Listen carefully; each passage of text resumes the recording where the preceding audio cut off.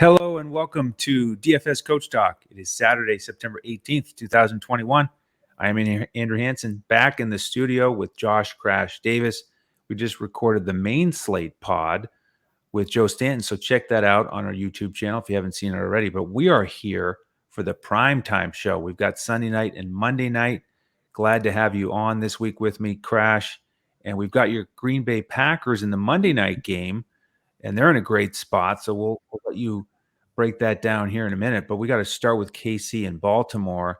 And the quote that jumped out at me was Lamar Jackson coming out and saying it's not about Lamar versus Mahomes, but I think it is with Lamar 0-3 against Mahomes. There's no way to hide from that. But there's also some injuries that are going to play a factor this week. Josh, do you want to get into that? Yeah, there's a lot of injuries in this game on the Ravens side.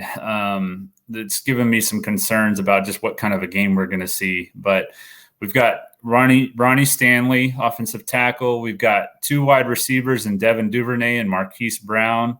And we've got the two starting corners, Marlon Humphrey and Jimmy Smith. So you've got, six starters that are going to be questionable. So if all six are out, I mean, that's just going to be a really big disadvantage for the Ravens on paper anyway. So, yeah. And, looking at the Vegas numbers, KC favored by 3.5, even though it's in Baltimore. Pretty nice total here, 54.5. And I'll hit on those receivers here real quickly with Marquise Brown and Duvernay, both questionable. Like you said, they did get in limited practices on Friday. So we'll see if they get out there. But I'm looking more at the running game here for Baltimore, regardless of the health of those wide receivers. I think that's the way you get after KC a little bit. They did give up 5.9 yards per carry to Cleveland in week 1. And we know Baltimore loves to run it. The question is, that's a crowded situation. Tyson Williams, of course, looked pretty good, was the lead back in my mind. He got 9 carries. Yeah, Latavius Murray got 10, but Williams looked a little bit more explosive. They both got in the end zone, and Baltimore has come out and talked about how they're not going to shy away from having 3 or 4 running backs, that it takes more than one. It takes a full room. And the latest we have here as we record this on Saturday night, looks like Devontae Freeman is going to be out there and Le'Veon Bell is not. So that leaves 3 running backs, plus Patrick Ricard had a couple catches. He's a value play. So there really are going to be 4 potential running backs who are going to be out there getting touches. And that makes it tough, no doubt. They are a little bit cheaper. But I'm going to go with Lamar here. You could even play him naked and stack it up with KC if you like that side. But I wouldn't mind Lamar and one of these other runners. They are priced, reasonably enough that you can do that. And if I'm going to get a pass catcher, I'm looking first at Mark Andrews here. We know they love that connection in Baltimore. And that was another thing that stood out to me from week 1. The Cleveland tight ends combined for 7 catches for 120 against KC.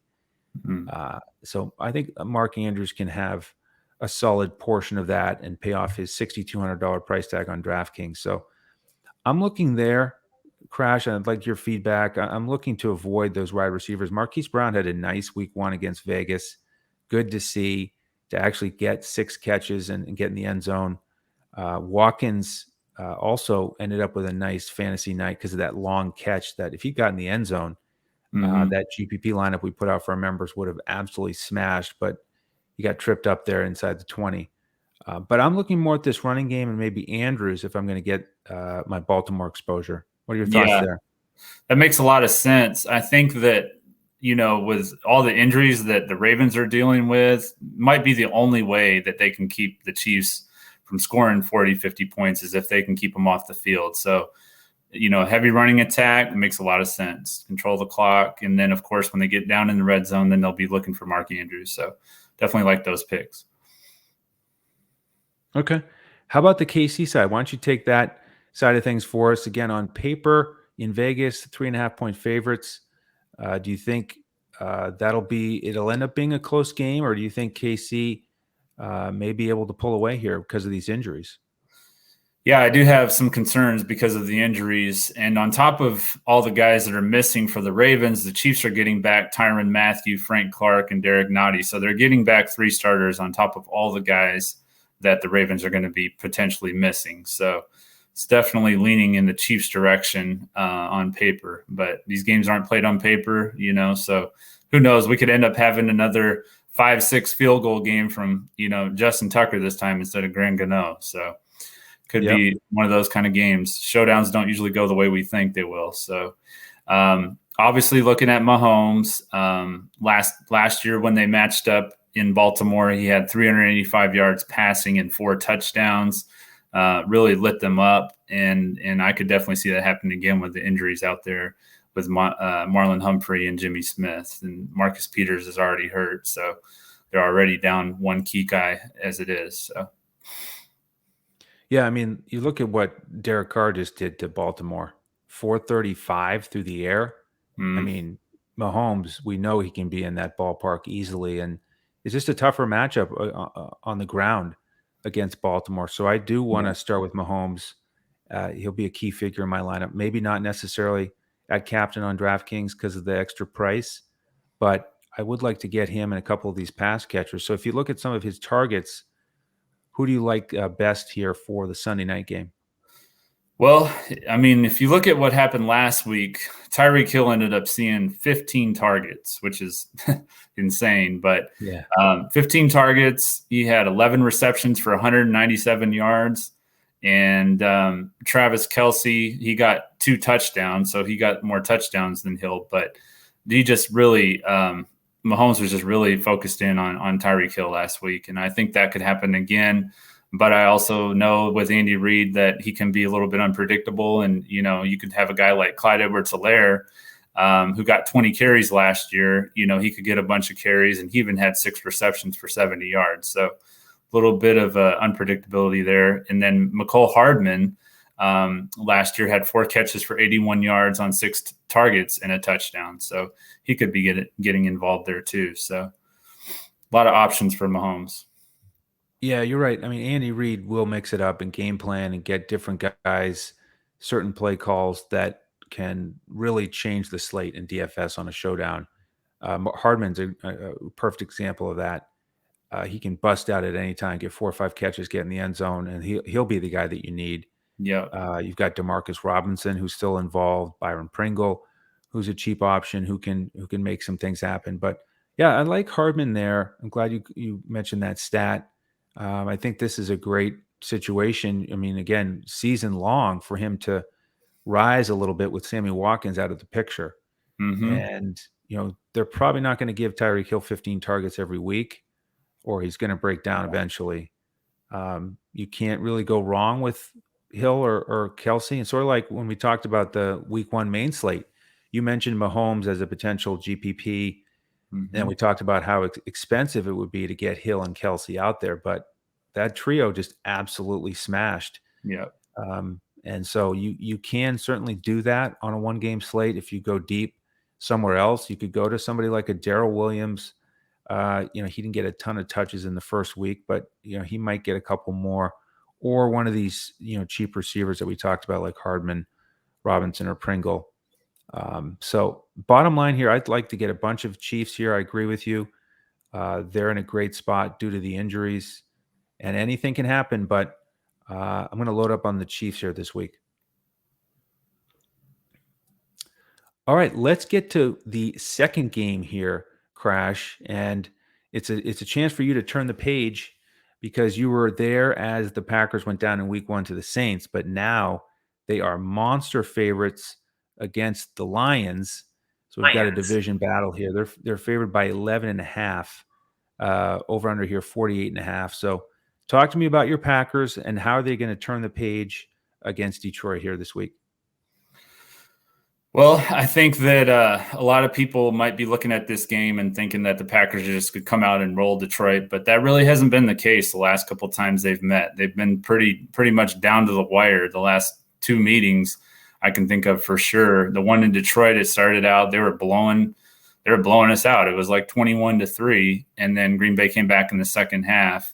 And then last year, they got out to an early lead again, and then it was kind of a back and forth game. We were without Devontae Adams that game, so it was I believe another last second Mason Crosby field goal that won the game. So we could be looking at that kind of game again. Honestly, I think there's a lot of uncertainty with the Packers with their defense right now because of Joe Barry. There's a lot of the Packers fans, Packers Nation is questioning if that was the right decision when they hired him and if he can get the job done. So I think this game could be closer than people think, actually, and I won't be surprised if it is.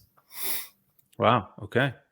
Well, I was ready to back your Packers in a big way, but those are good points. Plus, Detroit, they put up a good showing against San Fran, made that furious comeback to keep it close. But let's break the Green Bay team down here. The pass game and the running game. I'm curious about your thoughts on Aaron Jones here to start, because he just got game scripted out, only got 5 carries, but we saw what San Fran did on the ground against Detroit with Mitchell, and so I kind of like that matchup. Do you think Jones can bounce back here and pay off his price tag? Yeah, I definitely like Aaron Jones this week. And Aaron Rodgers was talking about in his press conference earlier this week how the Saints defensive coordinator is in the same, or the Lions defensive coordinator is coming from the same coaching tree that the Saints defensive coordinator did, and they play a lot of the too high. So I think that they're going to see a lot of too high from Detroit, try and duplicate what New Orleans was able to do last week against the Packers. And so that's going to mean that Green Bay is going to have to run the ball. They're going to have to stay committed to the ball, running the ball a lot more than they did last week in Jacksonville. And it's going to open up carries for Aaron Jones and A.J. Dillon. But I believe that Jones should get the bulk of the carries, but it'll probably be like maybe a 70-30 split between Jones and Dillon, I think. Okay. Sort of similar with the price differential there. You could even go with 2 running backs here. According to Pro Football Focus, really across all of these primetime matchups, the running game blocking advantage is stronger than the passing. So these running games are in good positions here. And so I wouldn't mind going with 2 running backs on a particular team, including the Packers. But what about this passing game? Talk to me about Aaron Rodgers. We saw Jimmy G go for over 300 against Detroit. We know Rodgers can do that in his sleep. Yeah. Do you think he gets going again here? Yeah, I definitely think Aaron Rodgers will have a good game. He pretty much never has bad, back-to-back games. So he's 9-2 against Detroit in his 11 starts at Lambeau. And Green Bay has won 8 straight home openers. So that's another thing that I wanted to point out. And Matt LaFleur hasn't lost back-to-back games. So put all that together, and it does look like Green Bay should win. And I do think they will. I just think it might be a little bit closer than a lot of people might think.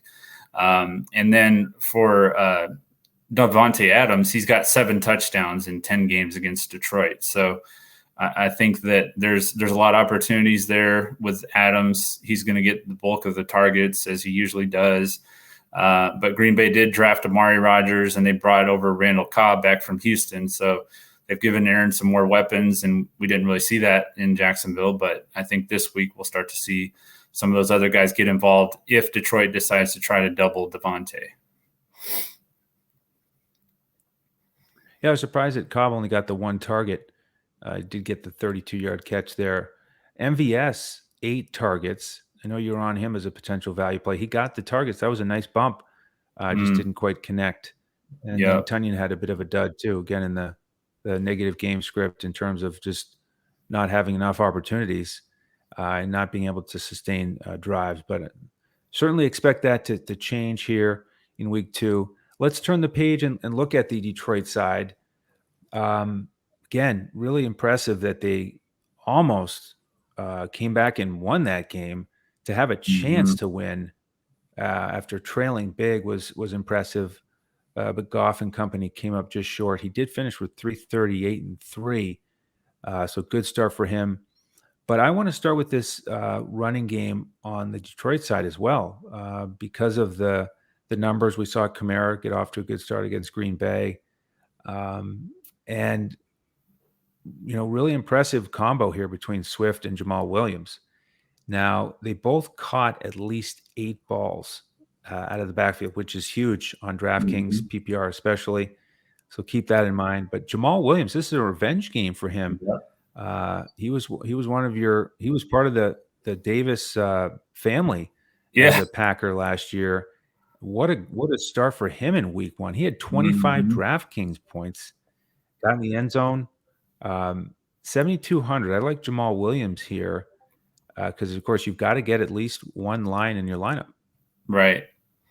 Yeah, Jamal Williams, he was kind of the I don't know if I'd say the heart, but the like emotional. He just got everybody hyped up basically because he does in the pregame. He'll be dancing around in the end zone and stuff like that, and there's just a lot of energy and just a lot of a fun personality with Jamal Williams. So Aaron Rodgers talked about that in the press conference too, how much he missed Jamal and how much he meant to that locker room. So I definitely think that Jamal will be fired up as he always is, but especially coming back to Lambeau. So yeah, if there's one guy on Detroit I was playing, he would probably be the one that I would single out over everybody, except for maybe TJ Hawkinson. So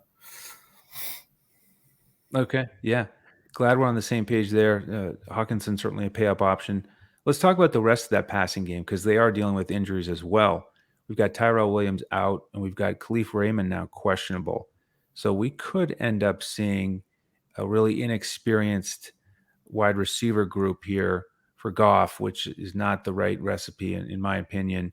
You've got mhm. St. Brown, who had 2 catches last week. Cephas, 7 targets, but only 3 catches for 12 yards. He did get in the end zone. And then Trinity Benson, 6 targets, caught 3 for 19. He's only 1,000 on DraftKings. So you could go with a value play there. Cephas, more of a physical guy who Mhm. has shown he can get in the end zone. Certainly liked him coming out of college. So I wouldn't mind one of those guys. Do you have any interest in this Detroit passing game? Yeah. Do you know who's going to be on the right side and who's going to be on the left side? Do you know who's going to be matched up with Jair Alexander? Is what I'm getting at. I don't have that pulled up. I think it's tough to determine with now that Williams is out. We don't know if Raymond is playing. Mm-hmm. I would lean towards possibly Cephas, but we will certainly track Pro Football Focus here on Monday and then update our members. That's one thing we can do. Thrilled about our partnership with PFF this year. And so we will deliver that information to our members on Monday. Sounds good. But yeah, whoever's lined up on Jair Alexander, I would just pick the other guy. This is There pretty you much go. what it comes down to. Yep. And, again, it's going to be very affordable to get one of those guys. And that's one of the things where you really have to wait for those injury reports about 90 minutes before kickoff. And then we wait until after that point to finalize our lineups, make any necessary adjustments, and then provide those to the members. And we give out full lineups on FanDuel and Yahoo for all these showdown slates. That's why we do these shows, to get focused on our research well ahead of time and start to build the lineups and then adjust later. But jump in with us this weekend if you'd like. Grab our 3-day pass, get all of our lineups here for Sunday and Monday. You get the other sports as well, baseball, and then golf if you have a longer membership. DFSCoachTalk.com to pick up one of those memberships. And then after you sign up, we'll send you an email to get you into our Discord. Josh, any final thoughts here? Yeah, I do want to point out that another on the injury front, Zadarius Smith, basically our top pass rusher, he went on IR, short-term IR, earlier this week. So they're going to be looking for more production from Preston Smith and Rashawn Gary. And then behind them, you've got some unproven guys in Jonathan Garvin and Chauncey Rivers. So we could be looking at Jared Goff having, quite a bit of time back there if they're unable to get some pressure, because Joe Barry doesn't like to blitz generally. He likes to try and get pressure from the front. So if that's the case without Zadarius, I think that could be a problem for Green Bay a little bit with giving Goff too much time back there. Excellent. I like that unbiased analysis from the Packers fan, calling it like he sees it. That's how we do it here at DFS Coach Talk. Try to break it down for everybody. So hopefully that gets you ready for these primetime games. Got some big contests to get after. And like I said, we'll have the full lineups on FanDuel and Yahoo for our members, and then the core on the core plays for DraftKings. So dfscoachtalk.com to sign up.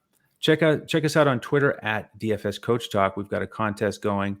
Retweet our pinned tweet and be entered for a drawing for a free membership. So we'd love to have you.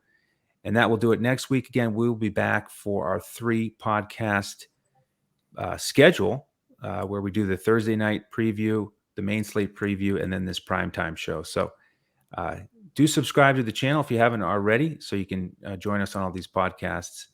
We're really looking forward to a huge NFL season. So on behalf of Mr. Crash Davis and the rest of the DFS Coach Talk team, I'm Andrew Hansen. Thank you for joining us, and we'll see you next time as we look to crush it in DFS.